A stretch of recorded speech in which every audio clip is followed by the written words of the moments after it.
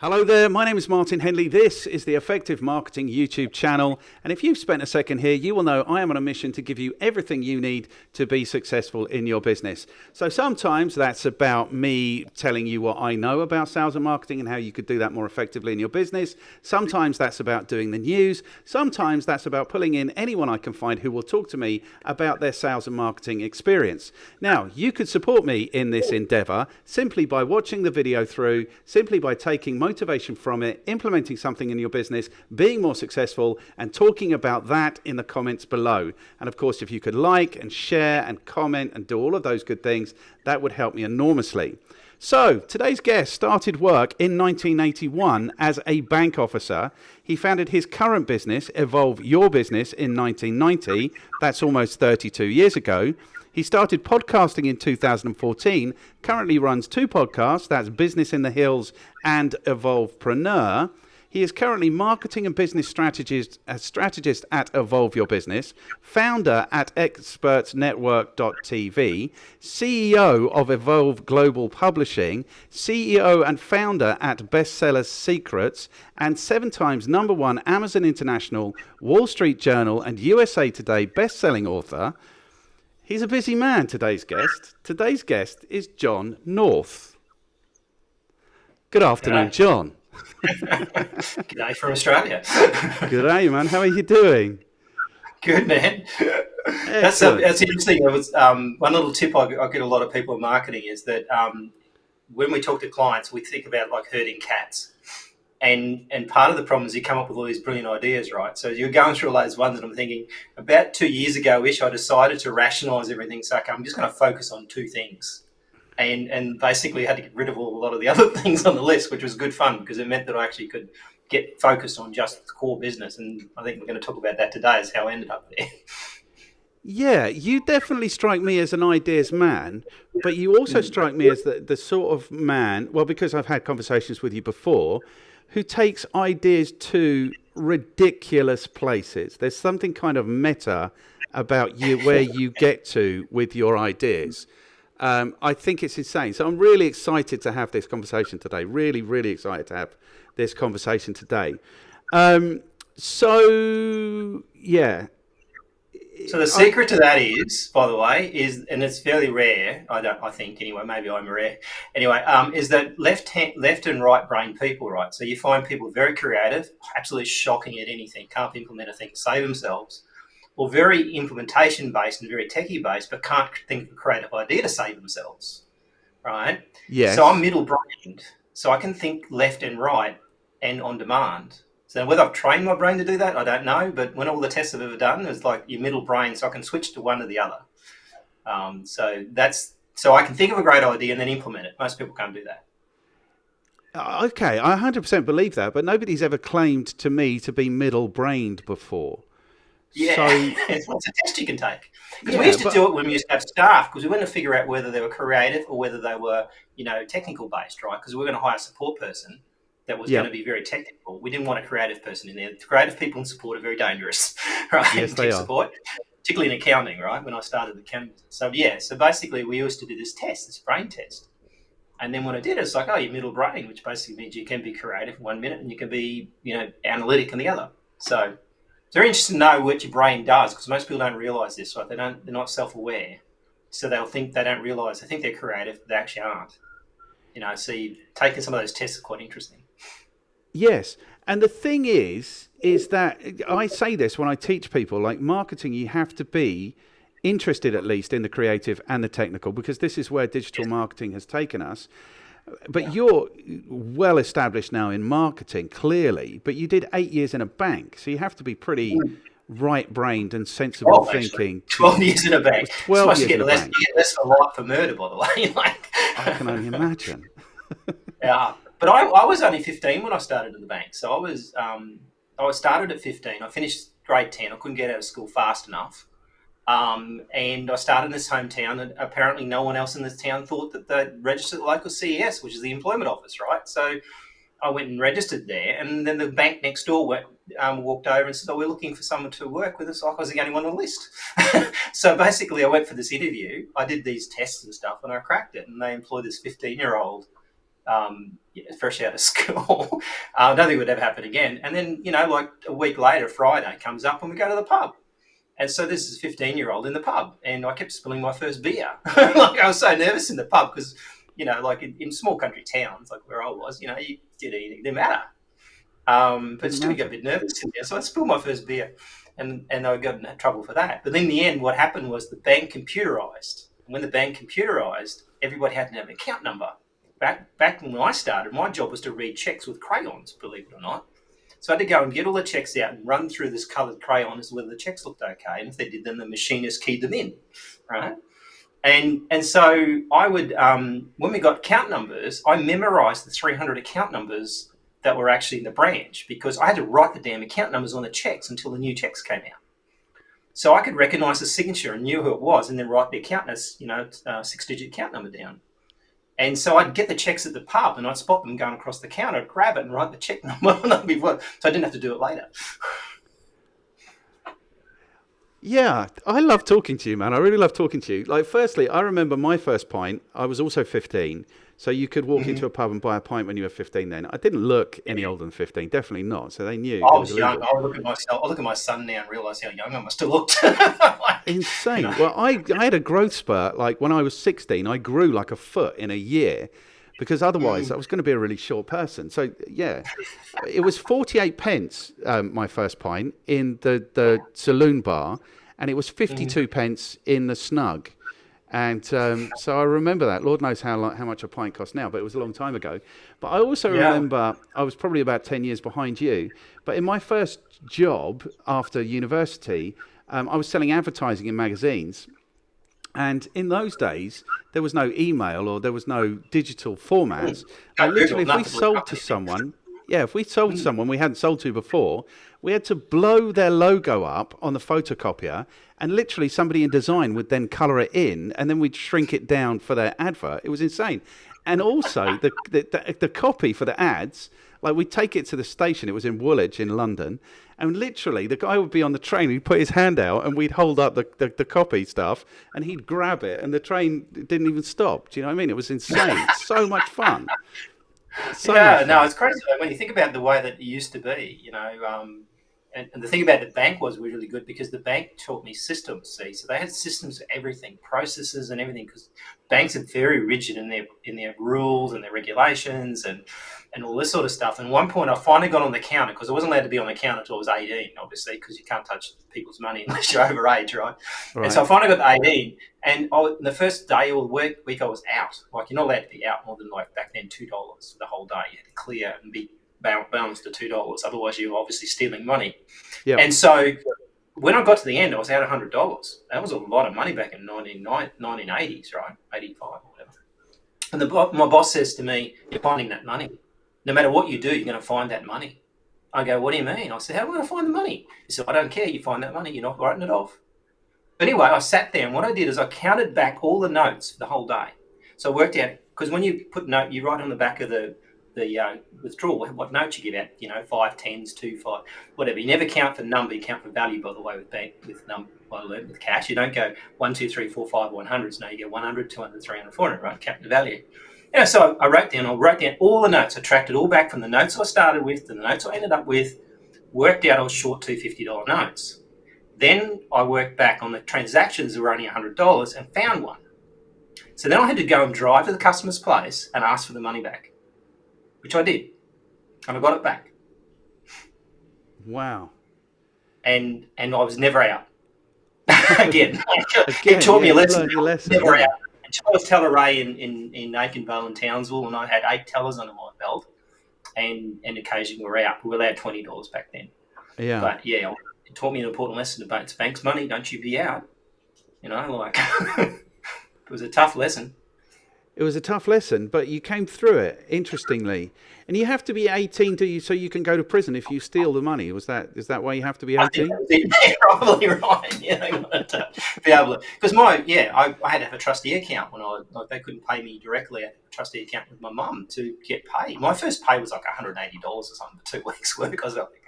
So, but 12 years in the bank, I went all through legal lending, securities, bank teller, manager assistant, all that sorts of things. So I learned a lot about people, learned how to lend money, all this sort of stuff. I learned how to foreclose on houses, which wasn't fun at all. In fact, it was the last job I had. I said, I'm no more of this. I'm leaving. I'm going to the IT business. Thanks.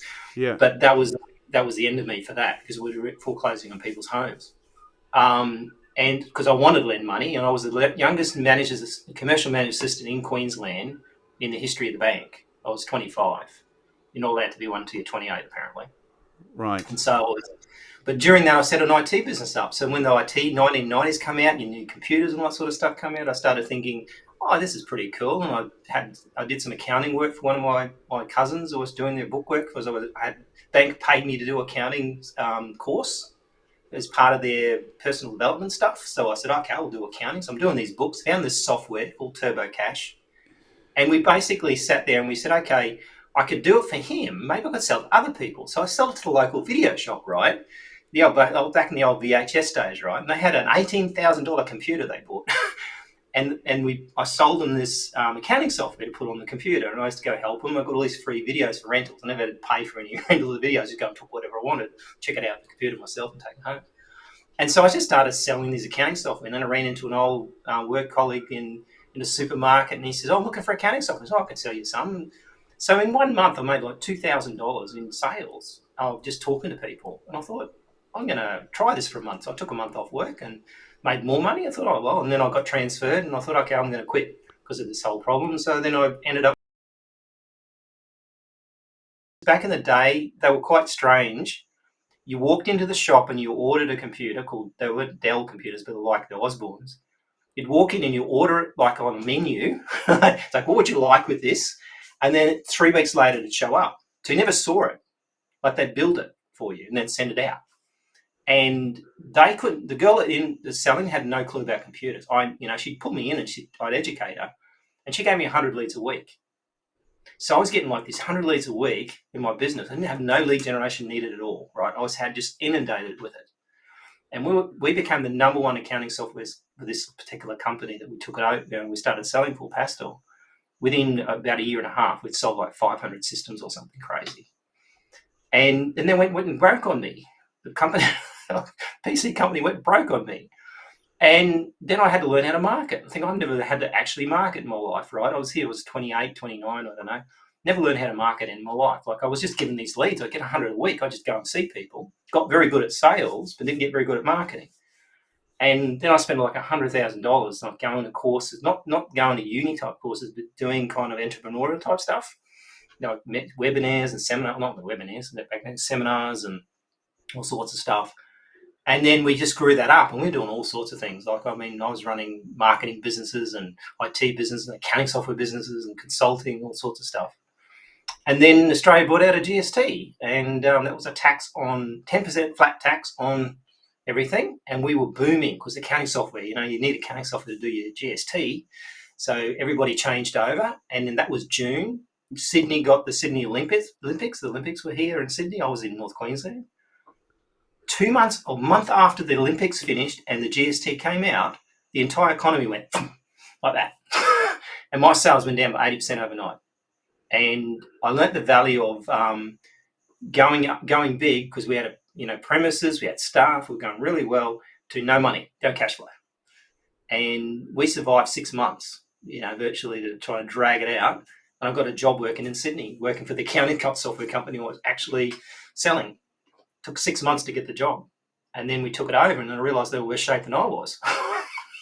so I arrived in Sydney with $100 in my wallet and I'm going, what am I going to do now, right? So I'll work for him for 6 months. And I didn't think that I was going to work for him 6 months. I thought, here we go, I've got a job now, JOB after like 10 years of employment. 6 months in, we turned it around, but they didn't want to stay. They're saying, oh no, we think we're doomed, like you're not making much money. I said, you're losing $30,000 a month. I turned it around to a profit. That means you made $30,000, right? They said, no, you only made $1,000. I said, no, I made $31,000. And I said, no. And so we want to bail out. We want to get out. So we'll take it off your hands then, right? We'll take it off your hands. So we took it off their hands. We're ranked 18 in the world. We turned it around to be the second largest Sage distributor in the world in 2 years. And this is the Sage that we all know, the accounting software business Sage. They bought out the other company, yeah. Wow. And the reason we found it was, guess what? The secret to all that was two things: recurring income and listening to the customer and taking complaints to actually turn them into cash. So when we printed out all the complaints we had, because this software was not doing well, there was 2,000 bugs in it, known bugs. The paper, printed on A4 sheets of paper, was that high in complaints. So I hired a guy who was a sales guy, and he'd ring him up and say, "You've got a problem." He'd go, "Yeah, I've got this problem. You need to upgrade. You need to give me $2,000 to upgrade." And so we made like $1 million out of actually talking to these customers and fixing their problems. And then we built a recurring program around them paying monthly for it. Pay $100 a month. So we invented SaaS basically back then, because back then it was just like you bought accounting software and you just paid for an upgrade and paid for support. We said like $100 a month. So we turned in $1 million, 80% gross profit in a year, based because we had 5,000 customers to start with. So at least we had a customer base. We fixed it. And then eventually they decided they wanted it back. So they stole it back from me. They basically went into a 7-year war. So they actually invaded me, tried to take my dealers, took my dealers off me, took my customers off me, and basically attacked us. So I realized that if you don't own your own brand, which we didn't, they were promoting their brand, we had no control, and your suppliers are smarter than you think they are. And so they decided that we went from really bad to really good. They wanted it back. So rather than sort of saying, let's do a deal, we'll buy it back off you, just tried to steal it. And so I reckon I got bowel cancer out of it, I reckon, because 8 years later, I got diagnosed with bowel cancer. But I sold that business finally twice. And then I basically found out bowel cancer, and I reckon that was the cause of it, man. Like, that was the stress. But I found out on the Monday, I had the operation on Wednesday, went home on the Friday, and that's it. So I was lucky. You know what? You should write a book, man. I think that's in one of my books, actually. That story. I got a story about chook eggs in there too, but anyway. Okay, cool. We don't need the chook eggs story today. The thing is, who knew that talking to the customers and fixing their problems is the foundation of like a successful business? Who knew that? Well, you know what? Because most people avoid the customer complaint, right? So I learned at the bank how to deal with customer complaints. Because this is what banks cop a lot of complaints, right? Yeah. So you got very skilled. And you know what? The one question that I can tell anybody want to solve a customer is abusing the hell out of you on the phone, right? Or you say, hang on a minute. Tell you what, if I could solve your problem, and I'm not saying I can, but what do you want me to do? Yeah. And 9% of people don't know. I remember one guy was actually absolutely ripping me to shreds right on the phone. And I asked him that question, and he said, hang on a minute. And you hear him in the background talking to his wife because he didn't know what he was calling about. Right? And he comes back and says, well, we just want to pay for the software for a couple of months. I said, okay, that's no problem. Oh, fine, thanks. So the reality is the problem they wanted solved wasn't as big as you thought it was. They just wanted a little admission, or they just wanted a little bit. Most people don't want much more than an apology, but people think that this customer is going to want everything. Sometimes they just want an apology. Sometimes they just want something simple will solve the problem. Yeah. So ask 100%. Them, if I can solve your problem, what do you want? Right? Yep. Every issue in business that I've ever encountered has come about because there is too big a gap between the customers and the business. Like, if you ask a customer what they actually want in the way of a product or a service, it will have 5% of the complexity and cost of the product that you will develop for them on your own. Yeah. And if you ask them actually what their problem is, it will be 5% of the problem that you're imagining in your mind, So you didn't ask. Yeah, you just ask. Just talk to your customers. Expectations, see? What I learned a long time ago, say to a customer, what's your expectations? What do you want? What do you really, really want? Yeah. Because what happens is with accounting software, we used to go out and do demonstrations back in the day when I actually used to demo software. I don't do that anymore. I found the more you demo, the worse it got. Yeah. You never made the sales. But when they say, I want this and this and this, and I go, do you really want that? Like, if I go to bat for you and get this thing developed or do this and whatever, will you use it? And they go, no, I was just sort of filling in the gaps. Like, I was just making conversation. I was like, oh, thanks for that. Great I asked that question, because most people don't even know what they want necessarily. I mean, nowadays it's better than those days, because back then no one really understood accounting software or IT. Yeah. But sometimes they understand more. Your customer is smarter than you now in a lot of times, because they know more than you realise. Yes. But the reality is they don't understand that never built a car before. You don't know how to build a car, right? Or a house. that's the reality of it. And so I think you got to assume that they don't know anything and fill in the gaps from there, rather than just assume, oh, this customer's quite smart, he understands what he wants, let's just give him that. It's like, well, hang on, the expectations. Did you really check what they wanted? Did you really do the work in that needs analysis initially to ask the right questions? Did you even have a needs analysis? Like, did you even have some sort of questionnaire or something? That's what turned my business from basically nothing to learning how to sell at 90% conversion rate. And there was a guy that I learnt from called his name was Harry. So what would happen is the concept is talk to the customer, ask them questions, basically, theoretically hurt them with the questions because you're asking questions they can't answer. And you get to a point where you say, okay, now I've asked you all these questions, now I'm going to save you. Now I'm going to come in and I'm going to help you. Yes. But what you don't do is you don't sell to them. So what I used to do is go and ask a bunch of questions, find $100,000 in their business, which is our guarantee, and then I'd leave and not say a word. And they'd be hunting me down for the quote. Right? Yes. You found $100,000, you asked all these questions, where's the quote? Right? So I'd come back and go, well, for $100 a week, we could solve your problem. What do you think? And they go, oh, that sounds good. And they just sign. I never do a single demo. I just show up with the software, and that's the first time they ever saw it. Genius. And I could teach that. You can teach that. I think you can teach people to sell. This blows my mind, because this is exactly how I would.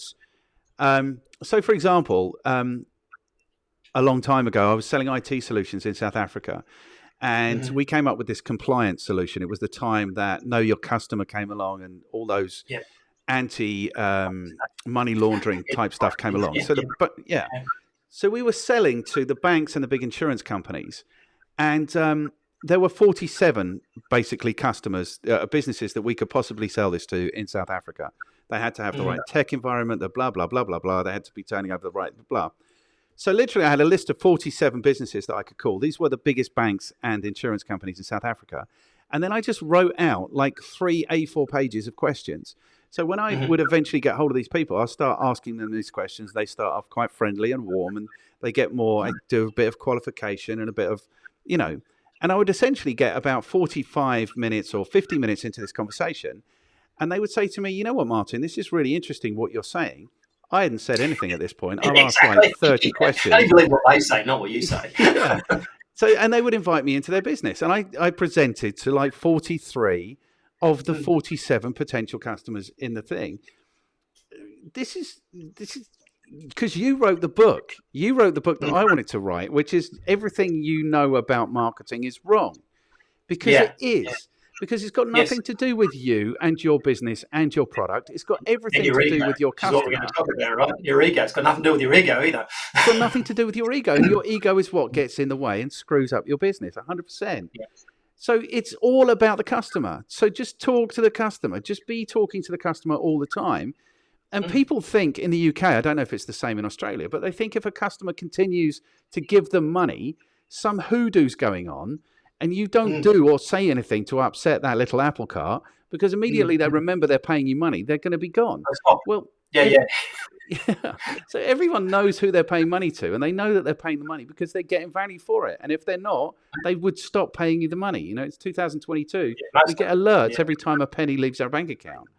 You can't move nowadays without anything happening. The really funny thing about it is, though, what people don't know is that you essentially can weaponize that knowledge, right? So what's happening is they don't realize they're doing it subconsciously. So I think over time, what I tried to do is pay attention to what was going on. Yes. Rather than just do it subconsciously, because it's like consciously incompetent, right? And when you start something, you're consciously incompetent about something. You don't know how to do it. Like you start to play golf or something, you don't know what you're doing. You think about everything to the point where you become unconsciously competent. Yep. The trouble is, once you get to that point, is you don't realize why you're doing it. You haven't thought about it. You're just doing it, and it works. But it's not scalable. And so part of what I did was quite interesting with the software, with the platform we built. I built this entire process with the podcasting. But the really interesting part was that I could build this whole knowledge of all that into the platform, into the process, and then train someone how to do it, which meant I could bring a salesperson up to speed within a couple of weeks, not a couple of months. 100%. But now we're going to another place, which is where we want to be going. but we're Mm. leapfrogging some of the other stuff. So what we need to Mm. do is bring some of the I did a format into Tarantino this. on you. Basically, it's called a Tarantino. You get to the end, and then you turn it around and say, "Okay, back to the start now." See? Yeah, and all the questions are answered at the end. All of the Yeah, threads come exactly. together. But But we're some others are asked after you don't know they have answers for. Ever seen but Tenet? I think Tenet, like after the end, there's so many questions. Right. okay, cool. So the format is quite simply there's only 5 questions. The Yeah. first question is how are you qualified to talk to us about your specialist subject? Now, what interests me about your specialist subject is that your specialist subject you describe as ego marketing. So the Mm-hmm. question number one is how are you qualified to talk to us about ego marketing in particular? The second question is who do you work with? How do you add value to their lives? So who are these egos that you're marketing? The third question is what is your recommendation for anyone who wants to get better at ego marketing? Fourth question is what should people read? The fifth question is who are you going to throw under the bus who might endure to have one of these conversations with me? And now I've been trying to think of what this is it's personal branding, isn't it? This is what they call this in 2022. Yeah, to Then a degree. Like, I mean, I think because we're in book publishing and platforms, okay, like cool. marketing. Cool. Whoa. So before you go off So, on, so yeah, those two things are very ego driven when you think about 100%. But before we do it. that, we need to know how you're experienced to talk to us about ego marketing. Basically, got enough hours in the back. Also, I think that the interesting thing about marketing and all that in publishing and all that sort of stuff, there's no formal qualifications or anything, right? So it only comes down to experience. So the question is, and also you should never ask someone their advice unless they've been doing it for at least the last 6 months. So if they did it a year ago and never done it since, they don't know what they're talking about because things move Cool. so fast, right? So I'm always doing it. So we did like 2,500 bestsellers. I did 150 books, written 7 books. So I figure I'm qualified to talk on the subject because the reality is that nobody's done that much usually. In fact, a lot of my people I deal with in terms of publishing companies that I deal with don't even have that length of marketing experience. And that's in 30 years. I did that in 4 years. And so you look at a situation is that I didn't do the same thing every year for 4 years. Like some people do the same thing every day for 30 years. I learned and evolved, if you like, over that time. So that's the danger with experiences. Some people just have 1 year's experience, not 30 years. But we Yes, always constantly evolving. So I think looking at what happens and the way that people operate and then how it works and what it doesn't, paying attention to what's going on is really usually where I pick up stuff. Like I'm very intuitive about saying, "Oh, I know what they're up to." Well, I can see what's happening here. The magician's trick, right? Looking at what's really going on behind the scenes as opposed to what's coming out the front. yes, And I think that's the trick to learning. Because if you can figure out the magician's trick, then you've got a much better chance of understanding why they're doing it and how they're doing it. Um, 100%. and so yeah, so we basically most of the time when I say to a customer, "What do you want?" Right? Because that's really the secret of this thing is to figure out what they want and how can I help you get it. So in some cases, they might come to say, I have a business, I need to generate leads. Well, why don't you write a book? Or I've got a book, but I'm not generating anything from it. Well, we need to build infrastructure around that book or inside that book. If you've got a book around your business or a business in your book. And so looking at those kind of scenarios and figure out what they want and then give them what they need, right? Not what they want. Because they say, I want this, but the reality is you've got to give them what they need. And that's the bit that most people don't understand. And so figuring out how that mechanism works, how that book works and that book strategy is really the secret to it. Because a lot of people who write books, they come to me later and say, I've written this book, I can't seem to sell it. I says, because your strategy was screwed up at the start. What strategy? Didn't have one, actually. I just wrote this book because I had a seizure, right? Basically, I had this idea and I just went off and wrote it and didn't think about it. So that whole strategy, the book cover, the title, that stuff wasn't thought about. It was really come back to the point where they've written a book and then to try and package it later, right? Yes. Gift wrap, if you like. And so that's the bit that we're good at, I see a lot of people don't do. They don't spend enough time on that. Okay, cool. So if we can go back a step, because I think the bit that we're missing is who your market are. So who Anybody's are got pulse, really. No. what's that? So the old marketing trick was anybody if they can fog a mirror, they're a good customer. Okay. So there's your market is a whole market that obviously we're all aware of, but Mm. I've never really engaged with it, and I've never um, I don't understand the scale of it, but Mm. I'm Massive. aware of it. So who are typically your customers? So there's an interesting thing that's come out of a lot of things in consulting and coaching, e-learning, all that sort of stuff. Essentially, it's the knowledge business. So you've got two types of people who have the knowledge or a knowledge broker, right? So in some respects, you're doing knowledge brokering right now. So you're leveraging the knowledge of a guest in your situation. And so what you're doing is you're brokering that knowledge. Yeah. So that's really the two types of people out there you see. So for our podcast market and that sort of stuff, they're kind of knowledge brokering, or they're selling something else's products, or they're making their own. So it's really they're creating content, they're creating a product. It's usually knowledge based, right? How to train your dog, for example, right through to how to create an e-commerce store, or how to do your marketing, or all those sorts of things. So that whole knowledge base e-learning kind of thing that's evolved a lot over time. Is really the clients. And there's thousands upon thousands of these authors, coaches, consultants, podcasters, masterminds, all those sort of things, because that's the new economy, if you like, that knowledge economy, which people never had before. The best way to learn something was Google it or go to university. Now there's that expert's going to teach you, 10 years in 10 days kind of thing.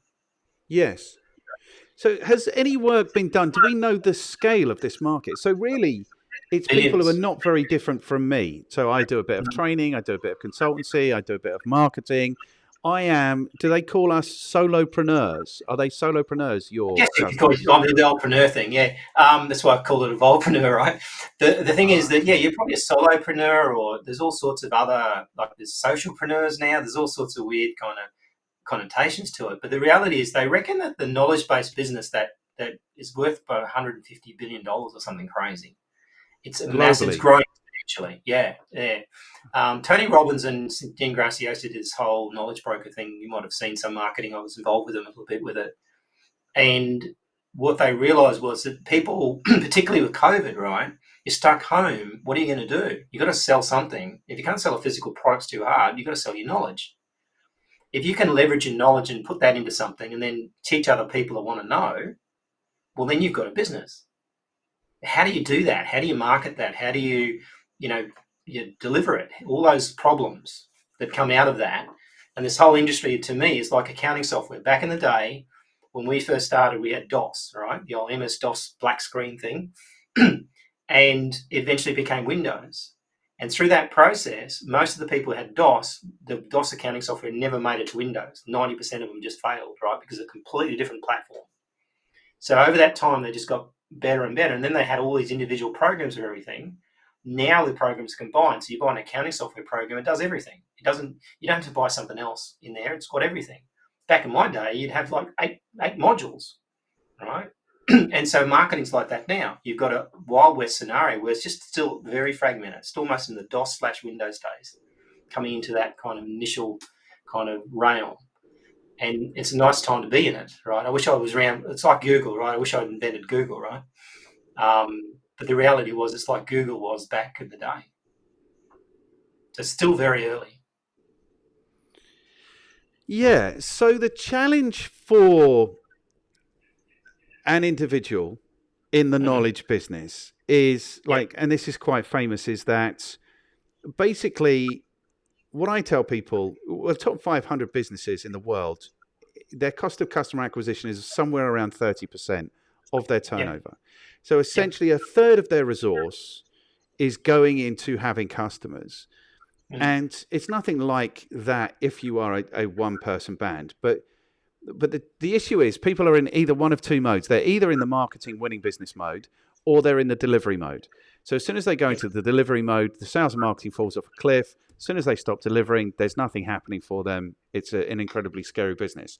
So there are Yes. challenges if you are a very small business or if you are an individual marketing yourself. So that's Mm. one of the challenges. And the thing is, the internet has come up with, has codified these things. So you have to be like a thought leader or you have to position yourself as an expert, all of these kinds of things. So the egos that you are marketing are these solopreneurs. They understand, well, they understand that maybe to establish themselves as an expert, they need a book, for example. It's the fastest way to that scenario because it proves you know something, right? So when I wrote a book on so this book here, like on publishing, Yes. I'm writing a book that proves I know something about publishing. I put a few words together about it, right? Yep. So that in itself is a business card that's going to make a massive difference to go out to the marketplace. Because if you can prove you know something, well, you've got to head up from it. People don't ask me whether I can help, how I can do it, or whether I can help them or not, because they already know that, because they've already seen the fact I've got the credibility to do it. So it's all about credibility too. So Yes. that ability to say, well, are you credible? I had an electrician out today, right? Can he do electrical work? Well, the longer he talked, I realised he could, right? Because I can understand that he's credible, that he's got the license, he's got he understands stuff, he explains things. As soon as you understand that they understand you, then you know that, oh yeah, they must have some ability to do the job. Yes. So you don't get deeper than that because you make that, call, I guess, that they're qualified. Yes. So that's what I meant to say, like thought leadership, build credibility, et cetera, et cetera, et cetera. But now what you're saying to us is it's not enough to have a book, to have put those words in the book.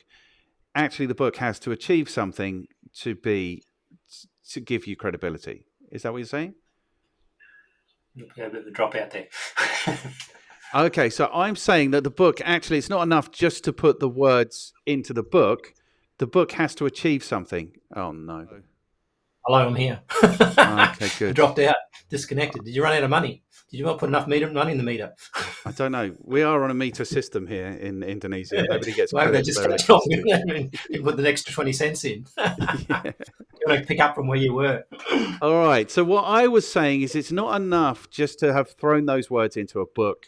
The book also has to be successful for it actually to deliver credibility. So people think that people know that they need to write a book. Writing a book's a good idea, but actually just writing the book isn't enough. Is that what you're saying? Yeah, and I think the thing is, what you got to remember is that one of the books on Amazon, if you want to look at it, is called "What Men Know About Women," and it's blank, totally blank. So this book is this book is intentionally blank, and it's a bestseller. Like it sold thousands of copies, right? And you think to yourself, how many blank pages are in that book? Oh, it's about this thick. Right. It's basically blank. Yeah, Google it. It's basically, it says what men know about women. So it's quite funny. Like it's a coffee table book. You put it down the coffee table and you wait for someone to pick it up, right? Yes. And so that's interesting when you think about it, because what most people do is they go sleeve shopping, right? When you go to buy a shirt, you're not buying a shirt, you're sleeve shopping. You look at the sleeve. So the cover's so important because that's going to sell your book, right?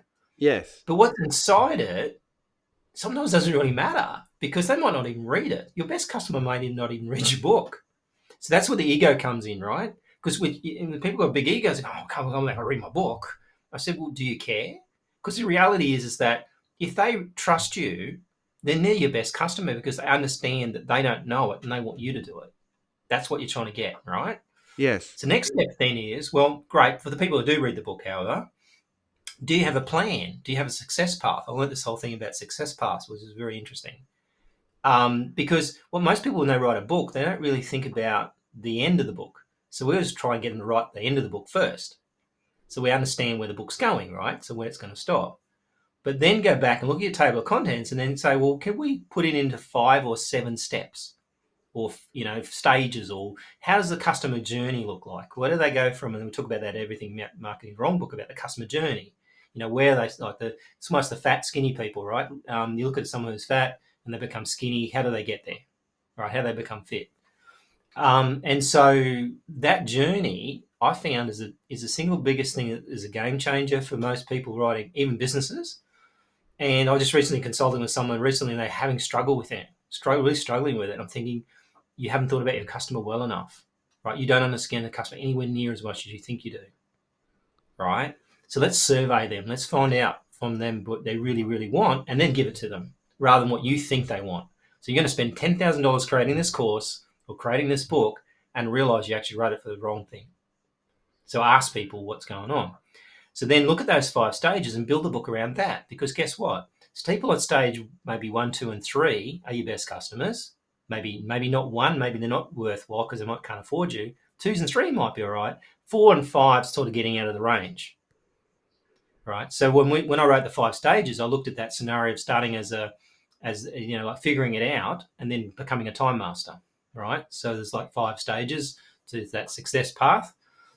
What do they look like at each stage? And then write the book around it. Guess what you just done? You just explained to the customer you understand him. Right. Straight from the get-go. And then you've got a much better way of writing that book.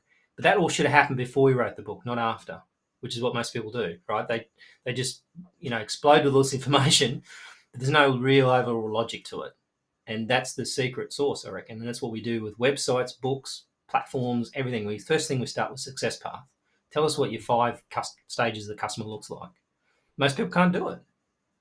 It's actually very simple when you think about it, but that's the thing that big businesses is much better at, that avatar stuff. Figuring out what their customer looks like, what do they smell like, all these things. They know exactly much more about their customer because they've researched it.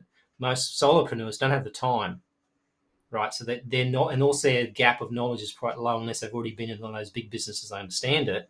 They start a new business, they may not have the breadth of customer experience to understand their customer anyway. Yeah, 100%. And I think you're right. This is everything that's wrong with business. It's like the further away from your customer you are, the harder it is to deliver something of value to your customer. Okay, so I'm thinking now, what am I thinking? It's really hard to write a book, okay, and it's really hard to get published. It's really hard. And it's something in that someone deciding they're going to publish you is kind of the authority that comes with writing the book. Do you know what I mean? Well, not really. How many books did you look at inside? Flip the book over and look at who the publisher was. Right? How many of them do you do? None. Bet you don't know what the last book you read, right? So publisher means nothing. The publisher, and the reason they call them publishers, by the way, is because they don't market your book. So they're not called marketers, they're called publishers. So physically, what people get confused with when they do a book is, there's people going to market my book. No, they're not. That's your job as an author to market the book. That's why they ask what your platform size is, how many customers do you have, how many email addresses do you have, right? They want you to do all that work.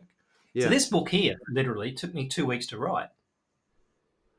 So you can write a book in 2 weeks, right? This is 100 and something pages, 180, 70 pages, whatever, right? On the 5 stages that we built. And that's the little success path up there if you want to see the little thing. It actually took me longer to do those images than it did to write the book, by the way. It took like a month to get those things done.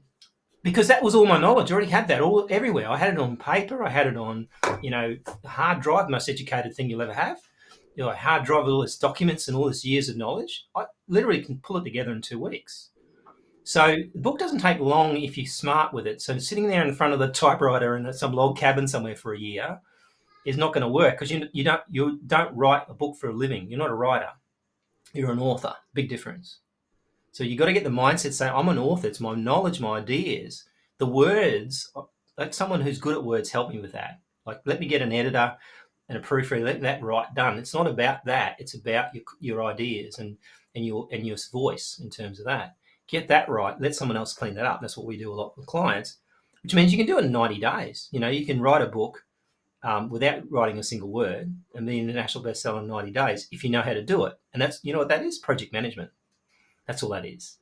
Yes. Whereas most people drag that shit out for 2 years, 5 years, 10 years, right? This manuscript sitting on their computer that they haven't finished because they've got but they never had a plan in the first place. So what's happened is they just keep on adding chapters, right? Whereas we actually do a Tarantino. We go back to the start, design the house, what it looks like on the outside, what's the structure going to look like, what's the rooms all going to look like. Then we worry about what's inside it. That's a much smarter way to do it because that's how you do everything else. But most people don't do that. They tend to just write a book and start writing chapters and chuck it around and make them, mess about with it. And then it takes longer. They get confused. And then drag 100%. It out. And then I'm not good enough. Like, I'm not worthy. I'm not worthy to publish a book, right? I don't know enough, right? Well, there's only about 3 million authors on Amazon, roughly. And you think that's a lot. No, it's not. How many people on the planet? 7 billion people or something? There's only 3 million authors. That's like 0.000% whatever of the population that actually write a book. Okay. Okay, good. So I'm remembering now there was somebody I knew from networking, like way back in the day around Brighton, where I'm from. And she, wherever you saw her, she would have Time Management for Dummies under her arm because she was the author of Time Management for Right. Dummies. And literally, Nice. what happened is she was sitting at her desk one day and the phone rang and they'd Googled her, like Time Management UK, and it was the Dummies publishers. And they literally said to her, "Do you do time management?" And she said, "Yes." "Are you British?" "Yes." "Okay, we're looking for someone to write the British Time Management for Dummies. That was it.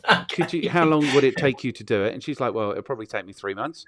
And they're like, "Great, we'll see you in 3 months." And then she was the author of this book. So I think there's, like all of this stuff, there's some mythology which isn't true or useful around this stuff. Like it's hard to get published, it's hard to write a book. It keeps everybody else out. It keeps the numbers down. 100%, which is valuable for Right. you because you Yeah. don't want there to be 7 billion authors on Amazon. You want there to be 3 million. Okay, so Guess how there's many that. celebrities have got books, right? Look at every celebrity's got a book. Yes. Every media person's, like in that sort of levels have got books. Each speaker, if you're popular enough, you've got a book. It's Yes. almost like the appendage you've got to have, right? It's almost Yes. like you've got a toolkit. The book is a toolkit. Yes.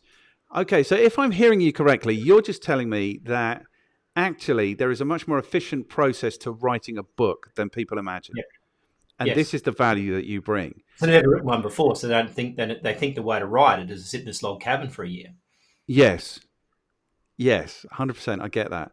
I've got a couple of titles now. I'm ready to go. So very shortly, I'm going to be talking to you about these few books that I'm going to write. Nice. So not only, though, are you talking about it's much easier to write a book than you imagine, but you don't talk about people who just have books. You talk about creating bestsellers. So I'm Yes. imagining there's some process to that also. There's art and science to that. So it's to be a bestseller on Amazon, which Amazon don't even essentially call you a bestseller. They just happen to be ranked because Amazon is a bookstore. It's an e-commerce store, right? Yeah. That's what people forget. They keep thinking it's a bookstore, but it's not. So really, Amazon's about the only decent site that actually ranks things properly. And so you can tell you rank number one in a certain category in Amazon. The trick with that whole thing is getting the right categories at the right time and also selling the books in a certain period of time, like 24 hours, to get the ranking up. So all it Okay. is really, it's an engineering exercise, right? But it's almost like the concept of when you get a plumber and you go, I've got this leak, but I don't know where it is. And 10 minutes later, he goes, tap, tap, there it is. And you go, oh, so how much you want for that? $200. I said, yeah, but I could have found that. I go, yeah, but you didn't know where to look. Yes. Right? You could have spent $1,000 trying to find that leak because you didn't know where to look. I knew exactly where to look. I know where to go. And same thing with Amazon itself. You know where to look, know what to do. We built software around this whole thing. We're probably unique in that no one else has got software like we've got. And so we can deliver a guaranteed result because we know what we're doing, right? We know which buttons to press. We know what areas to go in. And it's an engineering exercise. It's also a timing exercise. So that sales have got to go through at a certain time. All that's got to happen in sequence. And then we can deliver like 30, 40, 50 bestseller rankings in 24 hours because we know what we're doing. For the And same so, book. yeah, in 4 or 5 countries. Like generally when we launch, most clients, we get 3 to 4 countries in 30, 40 bestsellers, stat categories. That's a foundation, see, now that's an asset you've got now because now you're ranked in all those places. You've got all the screenshots and stuff. And some media outlets actually ask for them. But then secondly, it's your foundations in the e-commerce store now. Now you're ranked in that store. Now you're making sales. You're ranking up and down. Most books never make it past, that 100 on the list, right? No one Yep. drills down past 100 on that next page business, right? You go to 2 or 3 and you're bored if you're lucky, right? You've got to be on that first, second, third page. Otherwise, no one's ever going to find you. So that organically then starts off Amazon. Amazon starts, oh, he's making sales. We'll start sending emails out to people to try to promote the book, and it's a self-fulfilling prophecy. Because Yes. now you've set the ball rolling. Then you invest in that, right? You run Amazon ads, you do stuff to keep that ball rolling. So you almost got the thing started. And then a lot of people do is they get bestseller and they do nothing. They go, no, you've missed an opportunity there because now you've alerted everybody, and now you're not. Then you stop telling them, right? And Yep. that's the time when you dig in and start doing marketing. Most people write books are so bored with it after they've launched it that they actually forget they even got it. Because it Seriously, took like them 15 years to write it, and they're just glad it's yeah, over. they're worn out because you know what? They thought writing the book was the easy part, or the hard part, sorry, which is the easy part because that's a cool bit, right? Writing a book's a cool bit, honestly. Sitting Yep. down with your typewriter, you know. But the reality is that the hard part's actually getting someone to buy it, which no one knows Yes. how to do. And so what happens is you end up in a situation so exhausted from writing and publishing that book, you've got no time or energy to actually market the thing. And so you don't even bother putting it on your website. You're sick of it because you're sick of looking at it. And I used to have a saying that if no one's complaining and whinging to you, you're not marketing hard enough by midday, right? Because Okay, wait. the reality, I have to timestamp it's this a because great, that's our I think headline. it's Kate Kern saying or something. I can't remember who it was, but it says if you're not, if you're not getting someone whinging and complaining about you, then you're not marketing hard enough by midday. Right, so that's our headline. So where are we at 51:19? Okay, we've got a visitor. Hello, dude. Say hello to John. The boss has arrived. John is in Australia. This is Devon. Hello. Say hello. Yeah, I have a little one like that. Mine's lots bigger now, like 22. Okay, cool. He used to take the mouse back. He used to steal the mouse off me all the time. He's driving me insane. He's gone with the sword. Short attention span there. Okay, cool. So that's a headline. If people aren't complaining, you're not marketing hard enough. Let's go with that. Yeah. Okay, Yeah. so the point now is, what's the point is, so what you do, basically, you target a niche. Yep. And so what sort of volume of sales might you have to make in those 24 hours to actually rank? Well, that's an interesting question. And I teach my my students on this subject. When someone asks how many book sales or how many books you sold, I usually ask them how much money did they make last year? Right. And they go, that's none of your business. Right? Yeah. And so it depends, right? Like when we did Wall Street Journal, we sold 10,000 books that week. Wow. To get it, we needed that many to sell to get that ranking. Right? Yes. So anything up to 10,000 books, basically. But it's also about economies of scale. Like some categories, you don't need many sales at all. Some you need a lot more. So that depends on the engineering exercise of what you've got to come up with, right? What you're trying to, what do you want? What categories do you really want to rank in? Because there's thousands of categories, like about 4,000 or 5,000 categories in Amazon, something like that. Yeah. So it's about, so you didn't want to be ranking in, well, Amazon's in-house joke is if you don't choose categories, they put you in the occult. Okay. Right? So it's an interesting category. If you go to the occult category, you find everybody's lost books. Right? Right. The occult. It's like, it must be their in-house joke. If you're too lazy asked to click anything, then we're just going to stick you in the occult. So you really don't want to be number one in the occult, to be honest, unless you're really into the occult books, right? So being relevant in those relevant categories, that's the trick. So the book sales don't matter. It's about ranking in the categories that make sense. But at the end of the day, when you're on TV and they go, oh, you're an international bestseller, they're not going to pull out a list and say, tell me what categories you're in. Yes. Right? Because they have no clue about any of that. All they see is the international bestseller. That's it, right? And you get to put that badge on the cover. Yeah, and then you get to put that badge on the cover, and then people see that, and they, like you say, they're buying the sleeve. So that's really cool. So what I'm thinking is, in terms of the engineering process, do you have a sense of how many sales are required to get into that first position? And because this is like managing an algorithm. This is like search engine optimization. We crack the algorithm, and if I tell you, I'd have to kill you. Okay, good. But the thing is, it's a numbers game. It's about looking at the numbers and remembering that Amazon's an e-commerce store, not a bookstore. And I don't know if we've ever been to an Amazon actual physical bookstore. It's very interesting. It's completely different to a normal bookstore. So what they do is they have the top 10 books. They have books that might be interested in because you're interested in this. It's a completely different world in there. Yeah. Because they don't even think like a bookstore when they actually have a bookstore, right? Right. So because they're thinking about category shopping. So you're not going into the sections of self-help. You're going to books you may be interested in because you're interested in these books. Yes. So that whole thinking game is all about algorithms and about how the rankings work. So what we do is we basically play the numbers game. Like we look at the numbers and see what books, what rankings we need, and all that. And we wrote sophisticated software to do that. So it used to take me 2 days to do it manually, and it used to take me probably 2 days of staying up all night to take screenshots and track this whole thing. So it's a big exercise, Yes. right? With the software we wrote, it takes me about an hour to find these categories and probably about an hour to run it.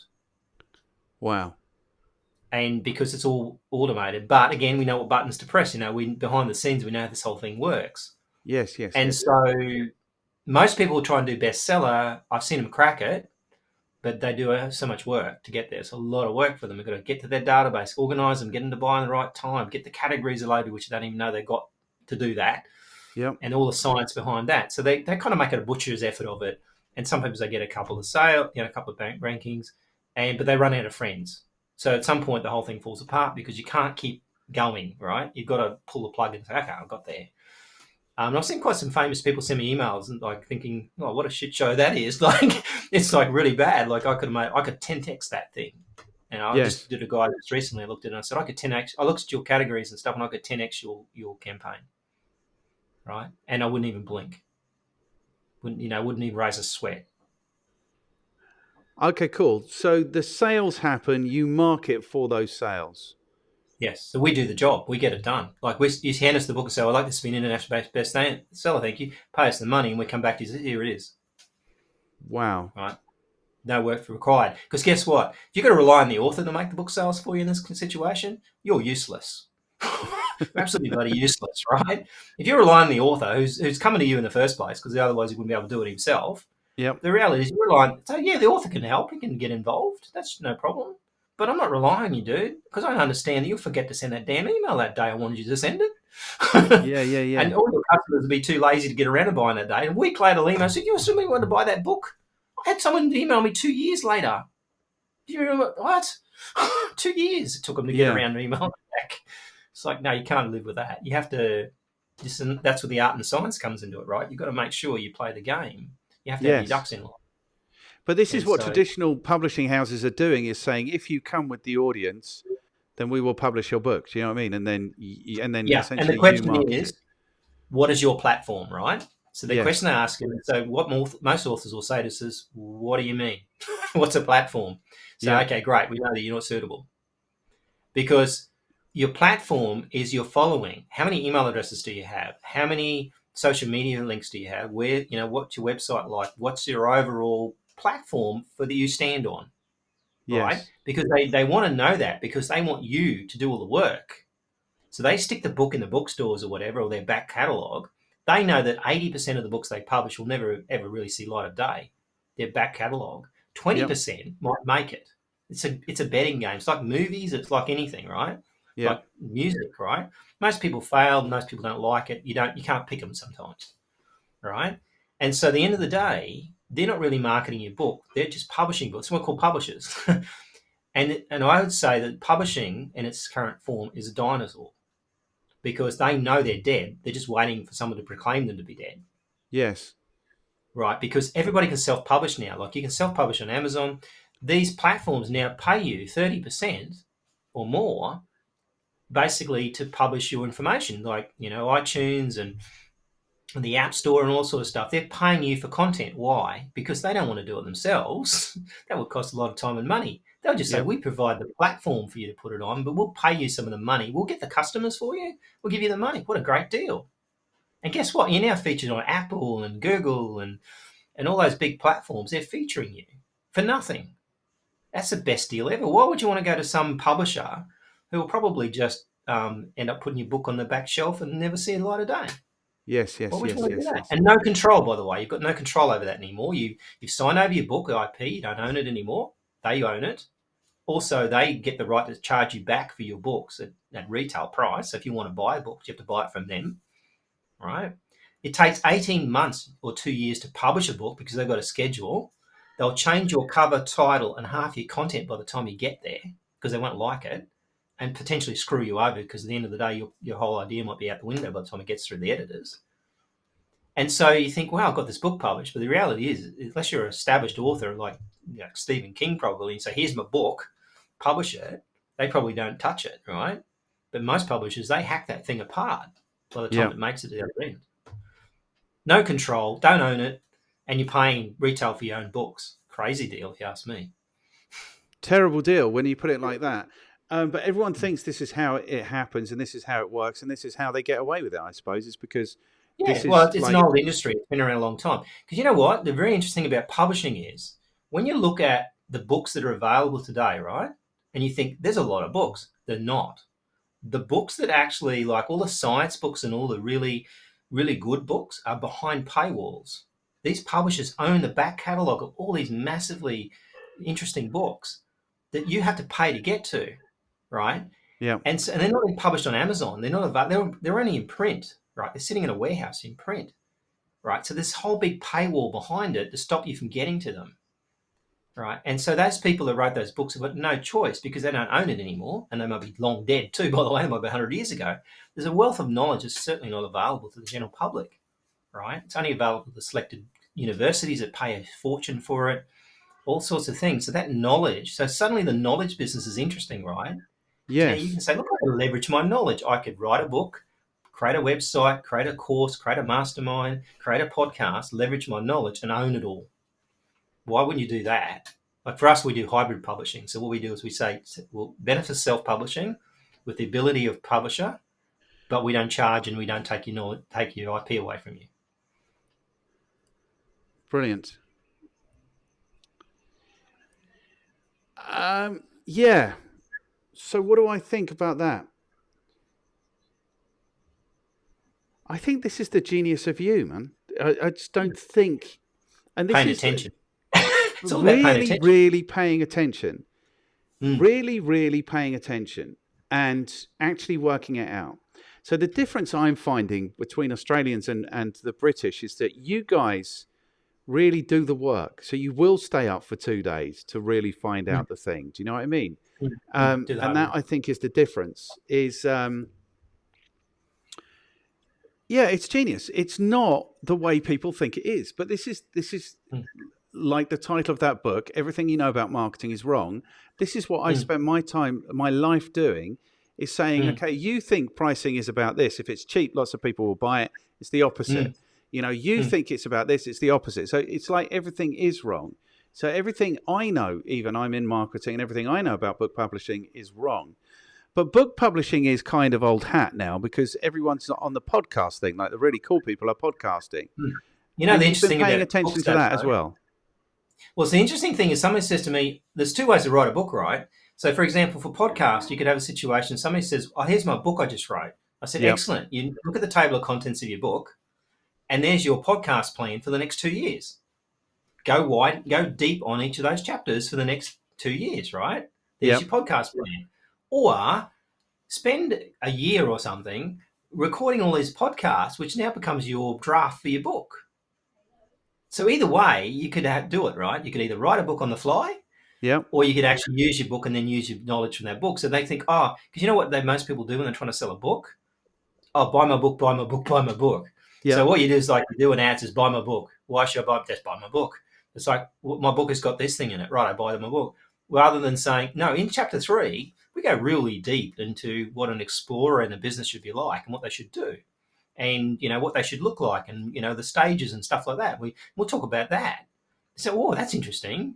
So what do they do with movies? They give you this little preview, right? There's little chunks of the movie. You think that's what the movie's about. When you get to see the movie, it's nothing like that. If they're good at it, right? Yeah. I saw the preview of Top Gun, the Maverick movie, right? Nothing like what the movie's like. You wouldn't be able to put that together until you actually see the movie. Yeah. But what I wanted, you see one thing, you think, oh, cool, I'm going to see that. I'll listen to that. And that's what it's all about. So I think book publishing makes a big difference because what it is, it's your masterpiece, it's your blueprint, it's your structure, your way you do business. When I wrote my Publishing Secrets for Entrepreneurs, that's my blueprint for publishing a book. We put everything we do in that book except one thing, how to do a bestseller. That's the secret sauce, right? Like I said, I have to kill you if I told you. So at the end of the day, you know, that situation is we wrote our blueprint. And then what we did is took that blueprint and then our courses, our structure, the way we take them through it, it's all matches the book.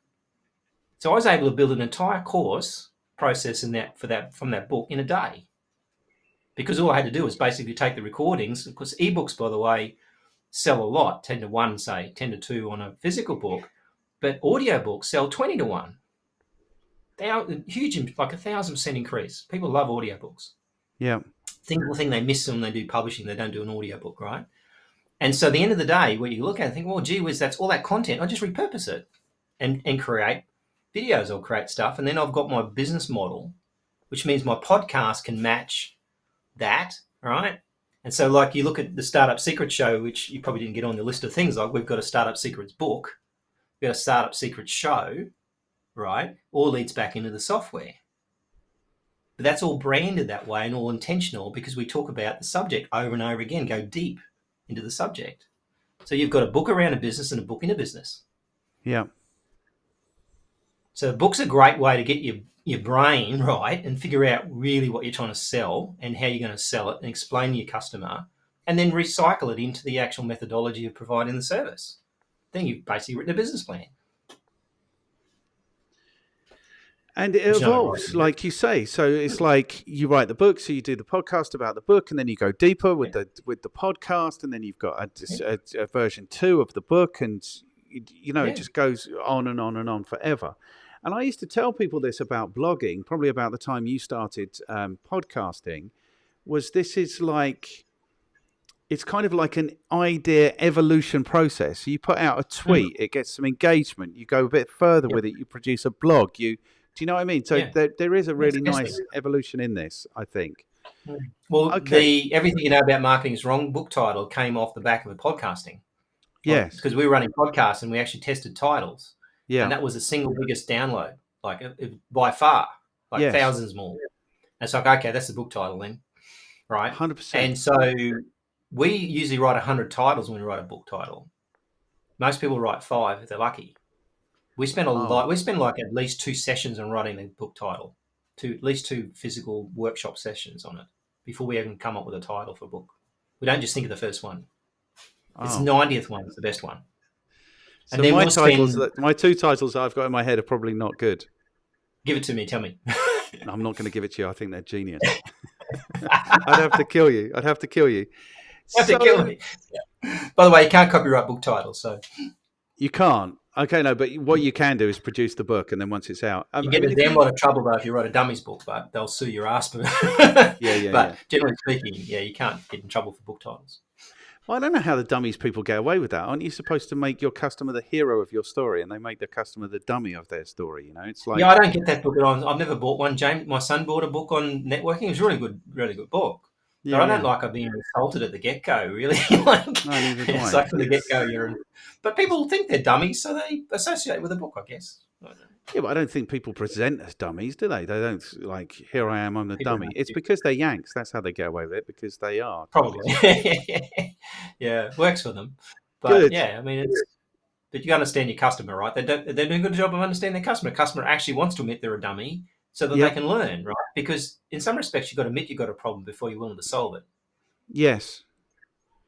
Okay. Now, so like very quickly, because we've only got 14 minutes left. You've gone to a similar place with the podcast, though. Like the podcast is the marketing mechanism. Yeah. So one of the things we set out to do is 2 things. One is to develop a system or a process to be able to talk to your best customer, your best prospect. Yeah. At the same time, we built software tools to be able to automate that thing as much as possible and scale it, right? Yeah. Because one of the biggest problems with this stuff, particularly when you're particularly a solopreneur, is scaling. It's pretty tough. So we built a guest system. So what we do is we employ podcast hosts. So we basically find people suitable that can do podcast hosting. And then we basically attract interviews for people, our best customers. So 7-figure entrepreneurs want to have a conversation about the recession coming or, their problems with things. And we have a conversation and it naturally flows to a sales conversation after that, because we're talking to our best person and we prove we know what we're talking about. If they like it, they'll have a conversation with us. If they don't, well, that's fine. We've done a podcast, no problem. And that's really this process, but it's very complicated because number one, you've got to get an application, then you've got to assess it, then you've got to schedule the interview, and then you've got to do the interview, and then you've got to edit the interview, and this little stuff, right? Then you've got to release the interview, and then you've got to tell everybody about it, and you've got to tell the guy that was on it about it, and all those little steps, right? So we basically built a guesting system and a sales system around that thing, so it's totally predominantly automated.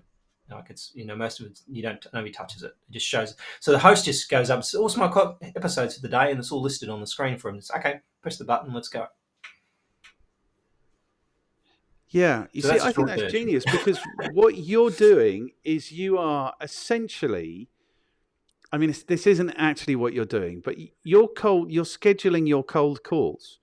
So you're speaking to your prospects on the podcast, and they are coming to you, asking to be on the podcast.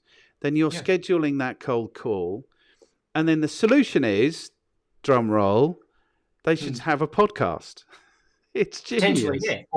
Or sometimes they need a book, they need a bestseller. Sometimes they need software like the platform more than the podcast platform, because we do so much more on the platform. Yes. But typically what we find is we can dig into the problems and talk about it, and then they'll come up with a solution, and they go, "Can you help me?" Right? Now, most people run podcasts trying to make a profit out of it. Yeah. Right? Most people are trying to run a profitable podcast. But the problem they have is they don't think about it well. They get experts on. Yep. They don't necessarily give them the ability to sell them anything, because they're an expert, right? And so normally they don't want to talk about that subject. So then what happens is it's really just a conversation, which is fine. Some podcasts are great like that. But the reality is, if you actually want to use podcasting for profit, that's a whole different mindset. Yes. Right? Same result out in the outside world. It's all the same result. And sometimes when you talk to someone on podcast, they end up being your client. It used to happen to me with the other one I used to run, the Solopreneur podcast. Half the time you get a lead and somebody say, "Hey, let's talk about this more," right? Yeah. So that's what you do it for. You do it for connections. You do it for networking. You do it for learning something. All right. Yeah. Are you asking me? Are you frozen? No, I'm not frozen. You're fixing me with that stare. Hit you with a clip and then dropped you. So the thing is, this is the best marketing I've ever done.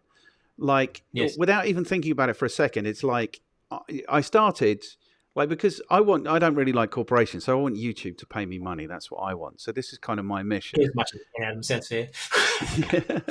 They're getting banned. Yeah. And it's like, I know some cool people in marketing. I want to have those conversations, but the networking has been insane, and it's led to actual work and money and all of those things. But it's just the networking. So without even thinking about it, I have leveraged a benefit from podcasting. But the way you're thinking about it is just insane. I think it's the end in mind, right? It's a strategy, and that's the thing with most podcasting is that most people start a podcast without a real strategy. Yes. They kind of evolve into it, and it's random. Yes. And then they get sick of it because they can't seem to get their original, what they wanted out of it, but they actually didn't ask for it in the first place, didn't know what they wanted. Yes. So, yeah, it's like a book. It's like a book, but it's like your whole rationale is like... So what I've had conversations on this podcast where we're saying that the issue is, well, there's big issues in marketing. The big issue is that marketers are pretty useless a lot of the time, and business owners are complete egotists. So when they come together, it rarely works, is the truth. No, they don't understand their customer well enough, possibly, and the marketer doesn't ask the right questions. So they end up in a random event. Yes, and it is a random event. But what you've done is you've taken so I would complain about the fact that business owners, so people, when it comes to apportioning blame, they'll say, well, the marketers are useless. They don't know what they're doing. They're not asking the right questions. They're not active, blah, blah, blah, blah, blah. The whole thing falls apart within 3 months because of the marketer. Or it could be that the business owner is a complete egotist. Like, they didn't know anything on the way in, and then all of a sudden they're an expert and they only want to do this thing and this thing and this thing. So it's their fault. So it's probably 50-50. But what you've done, the genius of you is what you do with everything, book publishing, podcasting, whatever, is you've taken the fact that these customers are egotists. They're the most egotistical of all of them. They're standing up in the world and saying, I know specialist knowledge about these things. And you've leveraged that. So you've said, okay, if they're egotists, they probably want a best-selling book. If they're egotists, they probably want a really successful podcast. If they're egotists, they probably want a really successful business. So this is the genius of you, Mr. North, is that you take, it seems to me consistently, like the challenges of book publishing, the challenges of podcasting, the No challenges of problem. having marketing customers, and you've Mm. leveraged it to your advantage. That is the Yeah. genius of you. Yeah, that's pretty right. Yeah. And the thing about you're thinking about what I normally do is And you're something so that Tony humble with Robbins is it. really You're good at. so humble with it as Yeah. well. Not only did you Yeah, invent no, I, SaaS, but I learned stuff. I read a lot of books, right? But one of the things Tony Robbins said is 10,000 hours you need to be an expert on anything, right? yes, 10,000 flight time. So most people take a whole lifetime to do that. What I do is say, how quickly can I learn something in 2 weeks? And yes, so what I do is go and buy that knowledge. Like I yes, buy that course, pay $2,000 and fast track it. So I yes, learned so much in 4 years, 5 years of doing this. In this whole online stuff, I've learned more than most people know because I went through it fast, right? Sped learn it. And so yeah, what most people is drag this shit out, right? Too long. So I can learn something in a weekend, a decade in a day. That's all I need. Because you know what? 80% of what they tell you is just fluff anyway. It's only that little 20%, or the 80% of the 20% even, that yeah, actually matters. That little secret bit that they fluff around, right? But the reality is only a little bit to know. Once you understand that little bit, that's all you need. And you can just leverage it from there. yes, So learn fast, fail fast. yes. Right? LFFO. Good. Good. Right. So we've only got 6 minutes remaining, but I think we've got through the questions. You're certainly qualified to talk to us Just can't about remember this. the questions. You've given us a good sense of who your customers are and what you do for them. So your recommendation is, if you are one of these egotists or one of these knowledgepreneurs or one of these solopreneurs or whatever, having a book, having a podcast, being involved with you is probably going to be a good idea. Do you have any other recommendations for people in that situation? I think the thing is, what most probably, and I look at it and call it lazy marketing, right? Yeah. So the question I ask most of my clients is, what's the littlest amount of work you could do for the most reward? Not can I work my ass off for 7 to 8 days a week, right? Yeah. What could you earn? You could work 4 days a week and earn twice as much money as you're on now. What would you do? Yeah. So you'd shift the mindset of what you're trying to achieve. Because most people overestimate what they can do in a year, but underestimate what they can do in 10 years, right? Yes. And so they go too hard. And like podcasting is a classic example. Like, oh, I'll have a daily podcast. Well, that lasts like 3 weeks and then they're tired. Yeah. So you've got to sustain it. So the question is it sustainable? Can you keep doing this? Do you like doing it at all? If you don't like doing it, don't start. Yeah. Right. And so I think that's the trick, is to make sure you can sustain the effort over time, because guess what? Most people give up way too soon. They give up a foot beyond, from the goal. And then they're so close. All right. Yeah. I had a client yesterday. He's saying to me, I think after 5 years, I'm about to give up. And then we're having a conversation with his best potential lead in that same call, right? So we're splitting the call between a call with the client and a call with his customer. That customer's about to go ahead with 3 years in the making for a multi-million-dollar deal, and he wants to give up. Yes. Half an hour before then, I'm thinking to myself, you're so close to the edge of your achievement, yet you don't even see it. Even though you booked this call, it's going ahead, the pilot program's proceeding after 3 years, you're still thinking about giving up. Why? You're so close, yet you don't see it, because you let your brain trick you into it, thinking you're going to fail, because God forbid if you failed. That would be appalling. That would be really appalling. That But would be everyone's wrong appalling about if you that. fail. It's like everybody thinks the world's going to end if they fail. But the truth is, nobody actually gives a shit. It's like the world will continue. Notices, right? Yeah. So you're taught all your life to answer questions, right? From 7 or 8, when you're told to stop asking questions, for the rest of your life, you're taught how to answer questions, but never ask them. Yeah. So by the time you get past school and you passed exams, and God forbid you could fail at anything, don't fail at those exams. We'll keep you till you pass, right? Don't fail, don't fail, don't fail. 18, out the door. Oh, start failing now. It's all good. So Yes, I was yes, trained yes. not to fail. I don't want to fail. So Yeah. the failure is the best result. Like the failures, the actual failures, where I've got a situation where I was sitting at the top of a mountain at one point in my life, where I was about to roll the car straight off that mountain. I seriously considered it. And why? Because the business had failed. And I thought, who cares? Will it matter in 10 years' time? Probably won't. So I decided to go home. Yeah. And yeah, it's insane. So failure is the best education you'll ever get. Because Yeah. you learn so much from failure, very little from success. Yes. I reckon, because most people don't know how they got there. When people say, "What's your secret to success?" I had no clue. I just kept going, right? So when you're Yeah. going through hell, keep going. And I think that's the problem. Is most people think that failure is bad, but I actually like to fail. I think I say to customers, "Look, I want to fail at this. I want to see how bad we can do at this, because when we learn so much from it, then we'll come back stronger. We'll understand the customer better." And so I think that's the thing that people got in their mindset, persistence and failure is the best things. Like you look at anybody who's been successful, you know, it took them 20, 30 years to get there maybe. And then it looks like they just become an overnight success, but it was in the 20 years in the making because they did the Yes. hard work. And most people think it's not, the hard work's not needed. It is. 100%. Cool. Okay, so I will list under this video all of your 6 best-selling books. Yep. But you need to give us Go another to recommendation. johnnorth.com.au and then we'll be there. Okay, so what else do you recommend people read?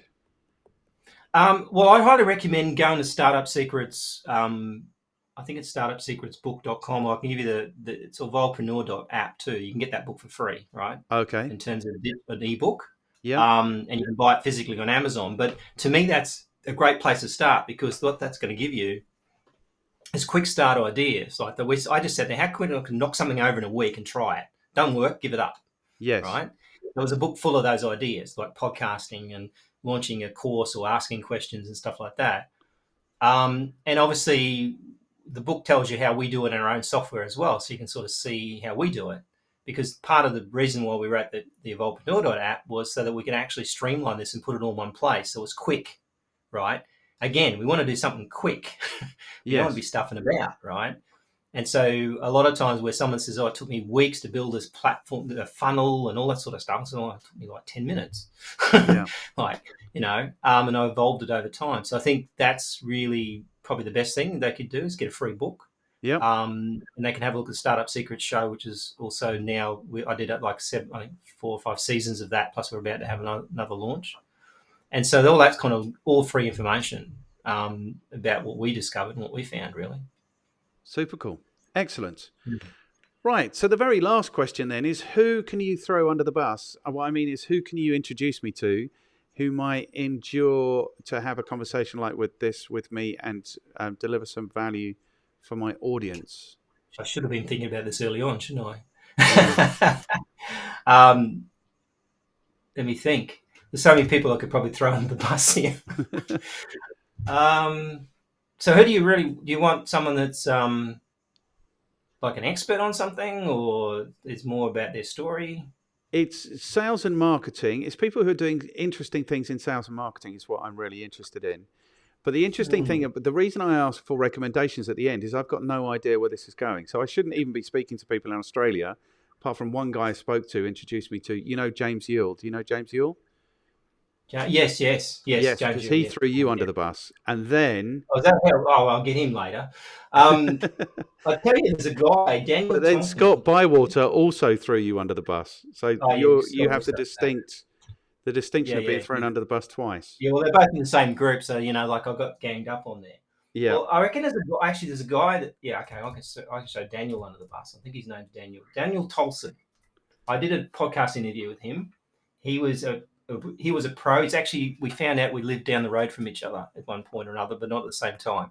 Okay. In Sydney, right? So he knew everything. We was like, this street over here and stuff. So we found out we actually were right next door, worse neighbours. And he's a really good unit, actually. He's Daniel. What's he? He's basically a coach and stuff. But he's a real pro. I really liked him, and he did what he said he would do. So after the podcast, which most people don't do, is promote your podcast. I'll do this thing. Never hear from him again. Never answer a single email. No nothing. Yeah. Yeah. It's like they just ghosted you, man. Like they used you as a tool, and then they would think you do all the work. I'm not helping you. Yeah. Daniel was cool. He did all the work. Like he sent out emails. He tagged me. He did everything. So he's a pro. Yeah. So I can put his contact with his details. I'll find his details. But he was really cool. I thought he was a real good guy. So there Excellent. You go. Cool. Is there another person? I think he's actually in like Philippines or something like that at the moment, or Thailand or something like that too. So there you go. Okay. Might be a neighbour, or Might be a neighbour, yeah. God, you want another one? Yeah.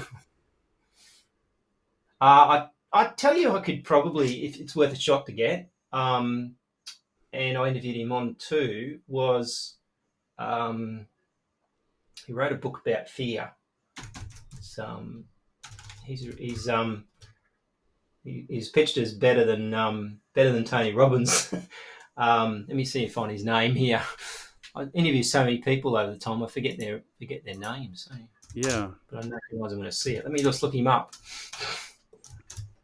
You just should go over my podcasting list. You get them all from there. If I am ever struggling, I will definitely do that. Yeah, just go over my podcast. And the really funny thing about it is that my podcast is not that popular. If you like, I have thousands upon thousands of downloads, but I get smashed all the time with people wanting to be on it. It's quite amazing. I've never actually ever looked for a guest. So I could get so many that I don't bother with looking anymore. Just get them all. Let me see. Where are you? You're here somewhere. There's so many great guests I had. Like I could throw all these guys under the bus, but let me see if I can find him. Breaking Fear, it's called. He wrote a book called Breaking Fear. Just I can't see him on the list here easy. I assume you don't record this bit. You're fumbling around. But I might cut this one because sometimes people you have to talk to, and it works really well as part of the introduction. Yeah. But I know so many people, so I go like a head brain will just explode trying to find the right ones. Where the hell is he? It's cool. I'll find him for you. It's Tim S. Marshall. I remember Tim now. S. Marshall. Okay, I just needed to have that brain thing. Tim S. Marshall is quite a big guy in the US. And normally what I do with these sort of things, I normally do a LinkedIn. I can do like a LinkedIn referral for you. That would be 100%. That would be perfect, and I will pick it up from That's there. Why I use it. Tim doesn't always answer. I found, but he always says, if you ever need anything, let me know. And that I do, and he doesn't necessarily. But he's a busy guy, I think. So at the end of the day, but yeah, if he doesn't work out, I can always give you a couple. That one actually could have a go as Chris Reed. Chris who? Chris J. Reed. He's always up for a podcast. Chris loves talking to him. He is the ego business. Chris is the ego. Cool. He's basically got a mohawk. He has a mohawk. He's the only guy, on LinkedIn that's got a mohawk. I think someone else has one now, but he has this mohawk. And basically he's number one most viewed LinkedIn profile in Southeast Asia. He has more views than the LinkedIn guy that runs the LinkedIn in South Asia. Doesn't like that. And he's really interesting to speak to, actually. So he talks about LinkedIn marketing and all that kind of stuff. So he's quite good. He's probably better. You probably have a better chance of getting him easily than Tim. But yeah, Chris is always up for an interview. Super cool. Well, if you could put together some kind of LinkedIn introduction, that would be fantastic. Yeah, what I'll do is I'll refer you in now. So just message you, I'll put them together and say, hey, you should talk to Martin. And yeah. Brilliant. Cool. Man, I've thoroughly enjoyed this. I knew I would. Thank you so much. Yeah, it's between COVID and everything. Like I couldn't talk 2 weeks ago, so if I'd done it, I wouldn't be able to talk. Okay, cool. All right, so at least we got it done now. It's absolutely brilliant. So what we'll do is we'll say goodbye now for anyone who's still watching, and then what I'll do is I'll stop recording. We'll say goodbye like normal human beings. But man, I've thoroughly enjoyed this. I honestly think what you're doing is genius, and I think I'm going to refer everyone I know to you who is a solopreneur, or I know people who are writing books. They're probably not going to be number one bestsellers, but the only reason is because they're not doing it with you, So, man, I've thoroughly enjoyed this. Thank you so much. Yeah, me too, Martin. Thanks a lot. Great to have a actually long conversation. Normally you've got to condense it all, so it's hard when you're trying to condense stuff. So super cool. Excellent. All right, so I will...